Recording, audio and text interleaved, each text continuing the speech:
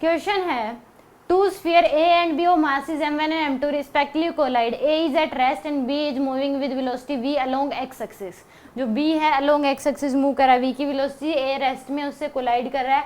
After collision जो B है वो v/2 से चला जाता है परपेंडिकुलर डायरेक्शन, यानी कि कहाँ जाएगा ये y एक्सिस में, origin direction. The mass A moves after collision in the direction of. After collision A जो मास है वो किस डायरेक्शन में मूव करेगा ये आपको बताना है. तो यहाँ पे हम मोमेंटम कंजर्वेशन लगा सकते हैं.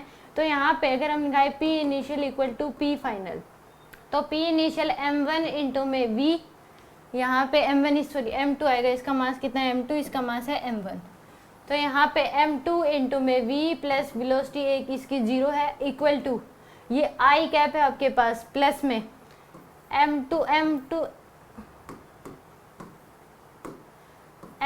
इंटू में v/2 j कैप, और इसका हमें पता नहीं प्लस में यहाँ पे लिख सकते हैं हम m1 इंटू में v vector, velocity vector v हमें उसकी डायरेक्शन बतानी है तो v वेक्टर हमने लिख लिया, इसकी डायरेक्शन हमें नहीं पता.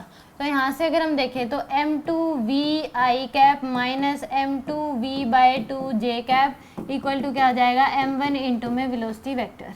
तो यहाँ से हमारे पास जो v वेक्टर की जो वैल्यू है, ये वेलोसिटी वेक्टर va वेक्टर की जो वैल्यू है वो आ जाएगी m2 v I cap plus minus का m2 v/2 j कैप, और इस केस में डिवाइड बाय क्या कर दो, इसको भी m1 इसको भी डिवाइड बाय क्या कर दो m1.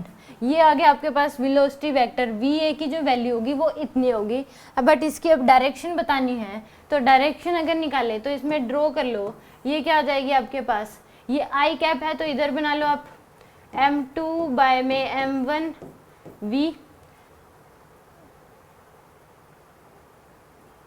और ये आपके पास माइनस j कैप यानी कि नीचे की तरफ है m2 बाय में m1 v/2, ये इधर आ गई. तो एंगल की जो वैल्यू है, जो वेलोसिटी वेक्टर होगा va, वो क्या हो जाएगा आपके पास, या तो ये एंगल होगा या फिर ये एंगल होगा, या तो θ1 या θ2 है तो y एक्सिस के साथ या x एक्सिस के साथ.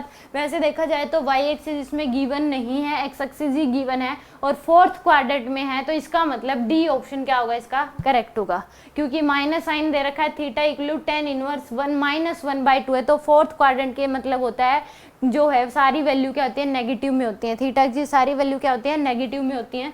तो यहाँ पे अगर हम देखें टेंजेंट थीटा की जो वैल्यू है, अगर θ1 देखें तो दिस अपॉन दिस आएगा, यानी कि m2 बाय में m1 v/2 इंटू में m1 बाय m2 इंटू में क्या आ जाएगा v divide by v, divide में आएगा v.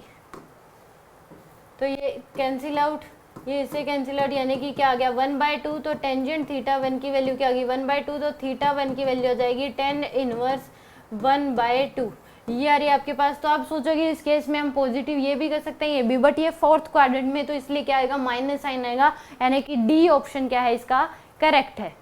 या फिर सीधा यहाँ पे कर लो टेंजेंट थीटा की वैल्यू जो है इस केस में क्या आ जाएगी आपके पास डी क्वाड्रेंट, यानी कि दिस अपॉन दिस, तो यानी कि -1/2 to the x axis. Fourth quadrant में इसलिए माइनस साइन आएगा.